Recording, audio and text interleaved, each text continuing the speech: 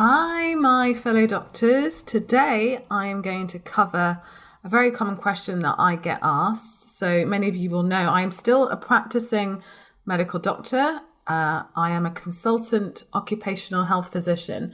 Not many people really know what that is, but I will explain that later on.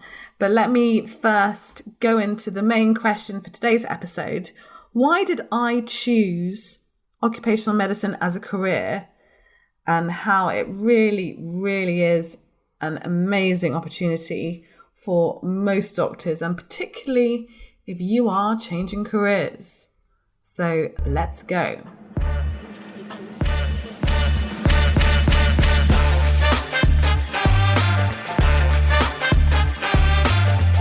Let's face it, burnout amongst doctors is sky high, and we're actively seeking other ways to make the most of our transferable skills beyond the usual career pathways. Welcome to Disrupting Doctors' Careers. I'm your host, Dr. Abena Bubbs-Jones, and I'm on a mission to connect 1 million doctors across the world with the best in diverse career opportunities. So some of you may know I actually started off as a surgeon in my postgraduate medical career. So I did my 2 years of foundation, and I then got onto a core surgical training rota in Kent, Surrey, Sussex. And then that was for 2 years. And then I went to South Africa and did trauma surgery in rural South Africa, which was amazing. But that is a story for another time. I returned to the UK and having really enjoyed urology, so that's not neurology, it's urology. Having really enjoyed that, I basically decided to pursue that as a training pathway. However, and this is what led up to me starting Medic Footprints, I found myself kind of having to move across the country because urology was very popular and very competitive. And I got to a point where I was up north in Blackburn. And for those of you that don't know where Blackburn is, because I certainly did not know where Blackburn was when I got the job, it's north of Manchester. So it's in the north, and I'm from London. And I love the north. I loved living there. But essentially, my family, my friends, my everything was down in London in the southeast. So it was that point I realised, well, I was going to continue to pursue urology, but I was going to do it on my own terms. And so as a result of that, I kind of stepped out of trying to get a training number and ended up back in London at the Royal London Hospital, and then UCLH. And it was that experience and that time that actually I started thinking about whether surgery was right for me. I was getting a little bit older, kind of towards the end of my 20s. I was getting tireder. I was realising I didn't really like working nights. I really wasn't a night person. I mean, that had always been the case, but it just became more and more apparent as I grew older. And urology was a really great specialty because you didn't really have to be on site and do the on-calls at night. But then I realised that actually when I was at home, I just didn't want to be called about anything. I found that really challenging. So it was these kind of things that I was contemplating as to whether it really was the best career for me. Another thing that I experienced was I enjoyed the specialty wholeheartedly, but I could not genuinely see myself subspecialising in any particular area. I wasn't massively passionate about any particular area within urology, and I just wondered whether it was a sustainable solution for my interests and my motivation in the longer term. There was one particular point, which had happened to me quite a few times before. I was doing a bladder washout in theatre. So for those of you who are not medical, that means putting water or saline in the bladder of a patient, usually because they have what we call hematuria, so heavy bleeding in the bladder. So you're kind of mixing up urine and blood and actually doing it in quite at the time we just had this kind of bag that actually was one of the old school ways of doing it, I thought. But unfortunately, if you don't do it right, all of that amazing concoction will splash into your face. And that's exactly what happened to me. So I got a mixture of urine and blood in my face, and a lot of it. So it was that point, interestingly enough, it was like a slap in the face. I realised I was not going to put up with this anymore. And I said it wasn't the first time it happened. And I knew that, this is one of the occupational hazards of being a surgeon, right? But it was that point where I realised I need to start looking at something else. And the reality is I had no idea what else I was going to do. So like many people and doctors, when they get to this point, I started Googling alternative options for doctors. I mean, by the time I had started Medic Footprints, so I was aware of what was out there, but I wanted to stay in medicine in some capacity, but it really had to suit my lifestyle, not the other way around. So I was looking at this, like other medical specialties that existed. GP is a common thing that doctors will go into when they have had enough of their specialty training in another area, and it's a good kind of fallback option. As you may be aware, at least 50% of doctors end up being general practitioners. But I even applied again to GP, but I didn't get in because I did my foundation years like way too long ago, and the eligibility criteria was a bit weird at that time. And I was glad because I didn't want to do GP, really. As you know, GPs at the moment are very, very stressed out and under a lot of pressure. And I knew it just wasn't really for me. And so in that search, I started looking up occupational medicine. Someone found it for me, actually. My partner at the time found it for me. And there wasn't really that much information about occupational medicine. But I decided to look into it further and further, finding someone to speak to, being that it's seen as a small specialty, was like a lot of work. But to cut the story short, looking into it, it seemed quite a reasonable option. And having done some shadowing, eventually, I decided to take the leap and go into occupational medicine as a career pathway. Not really convinced that it was the right thing for me, but it was just something that I was going to give it a go.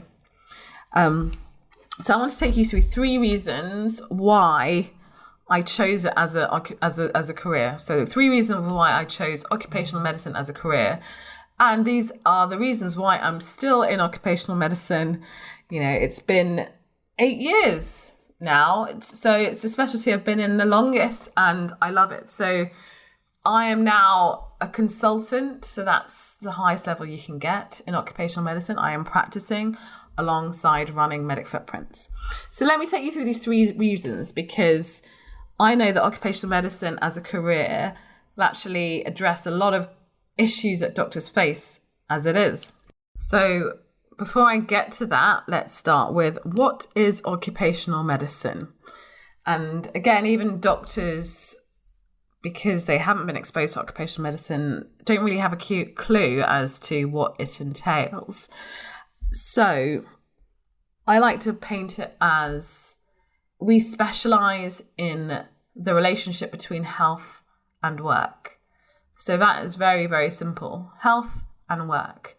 So a lot of our work is really being on the intersection between the employee and the employer, and helping both to navigate their relationships in a health context. Well, it's health, but it's also health and safety. I'll tell you a bit more another time, but that is the general overview of what occupational medicine is, and it is so broad. There are so many people, doctors working in occupational medicine, some who are doing face-to-face and some who never see a patient at all.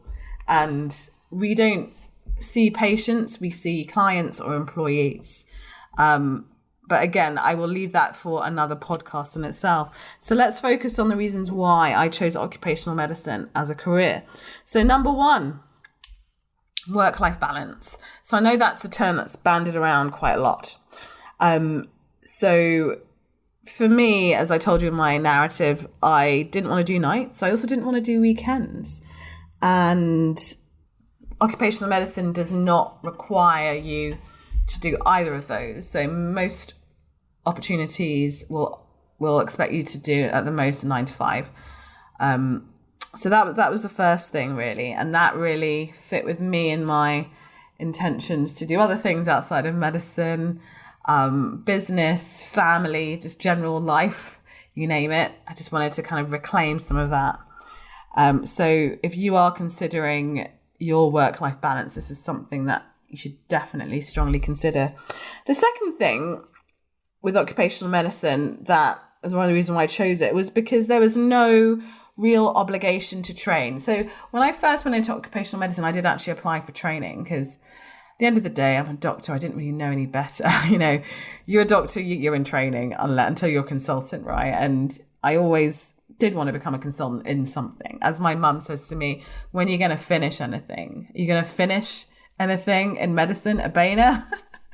Finish it. So that was always at the back of my mind, especially continuing in healthcare. So in occupational medicine, you'll find a diversity of doctors with different levels of qualifications in occupational medicine, most of whom are not at consultant level. Most will have a diploma in occupational medicine at the most, but still be working in a senior level because experience tends to count for a lot more than qualifications, because there are just relatively few of us for the demand there is in the workplace in general, in the market, in the wider market. So my plan at the beginning was to get the diploma done through the Faculty of Occupational Medicine. And if I decided I didn't like the specialty, then at least I would have the diploma, and that in itself would open doors to other jobs. But at the same time, I ended up getting a training job at King's College Hospital in London. And so I just continued on with that. And the diploma and the exams we do in training are pretty much the same. But the main difference with the diploma is that you do a portfolio as well.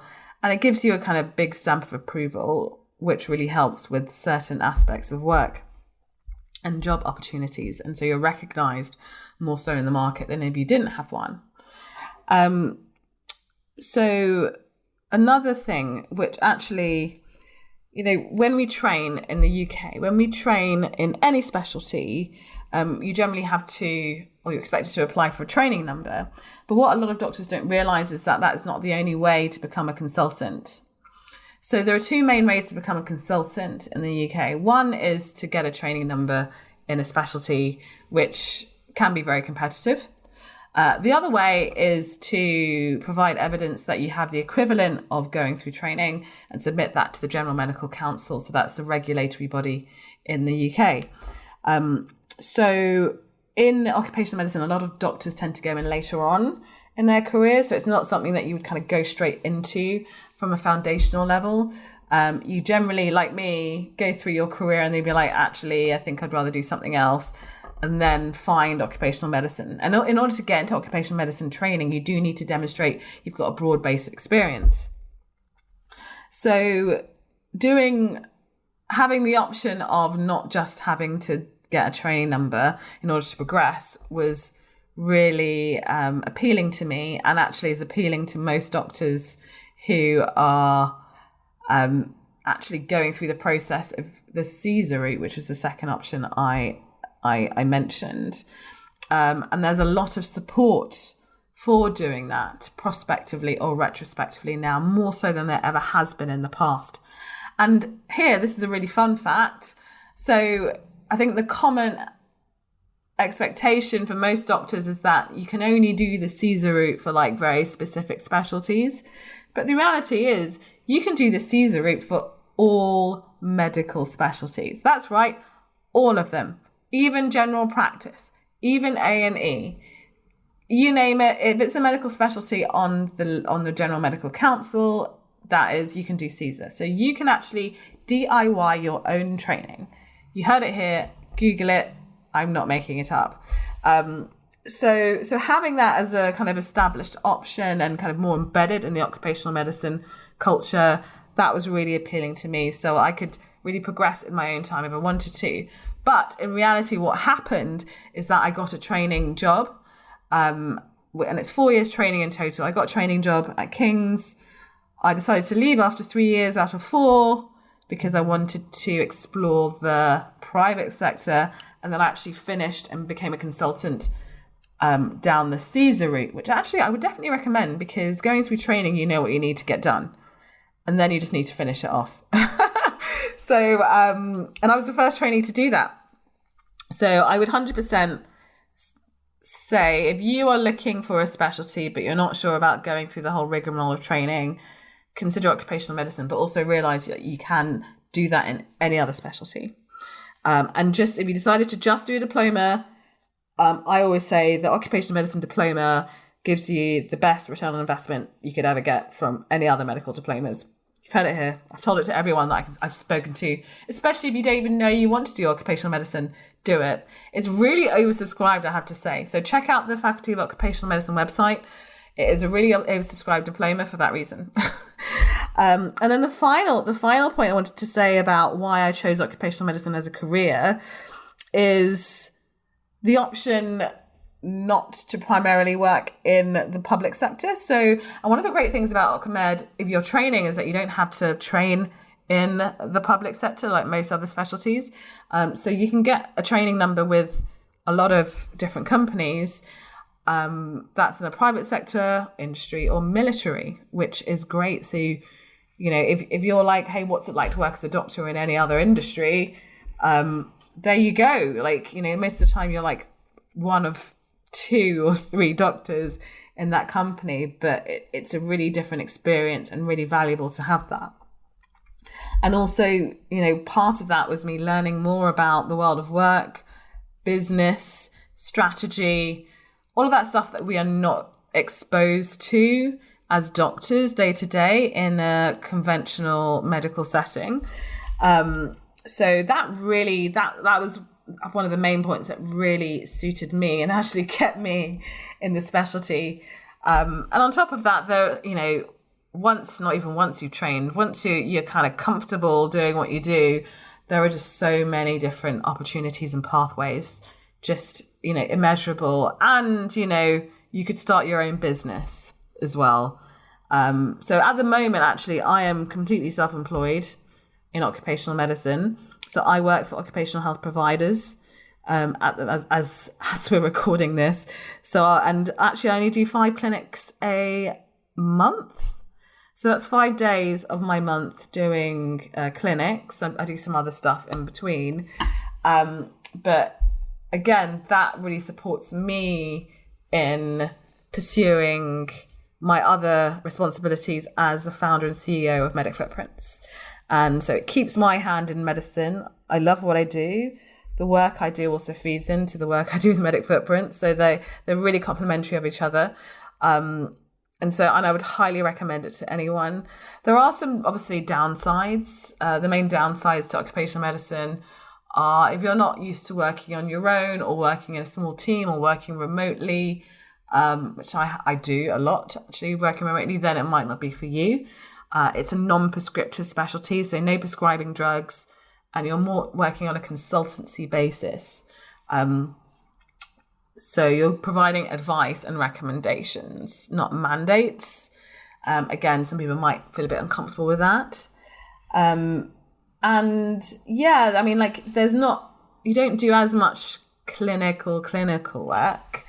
And most of the day-to-day bread and butter stuff is doing clinics, but you do get more time with your patients, employees. You get more time with them.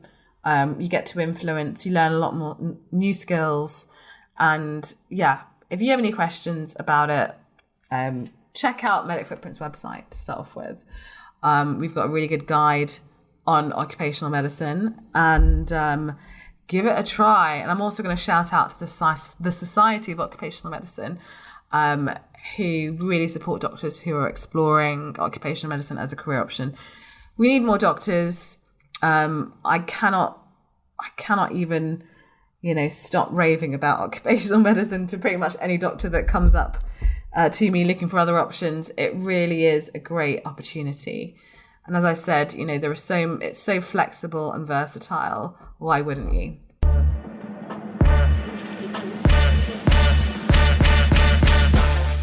Anyway, that's all for me today. So I have outlined why I chose occupational medicine as a career and why it really is an amazing opportunity for most doctors who are considering career change. And so the main three ones are the work-life balance. There's no obligation to train in this specialty, and it gives me some really unique insights into the world of work. So thank you so much for listening today.